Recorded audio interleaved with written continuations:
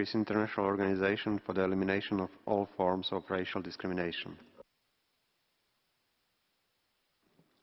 Thank you, Mr. President.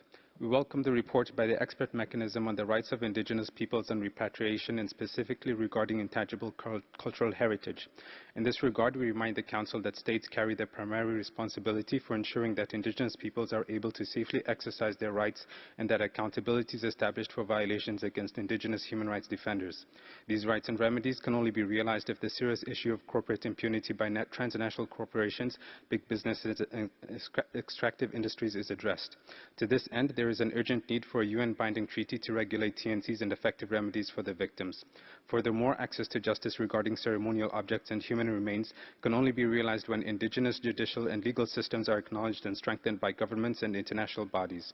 We also recall that a key issue from previous EMRIP sessions that was echoed by numerous participants was on language, and in particular, the translation of the UN Declaration on the Rights of Indigenous Peoples, national and domestic law, and international law to indigenous languages.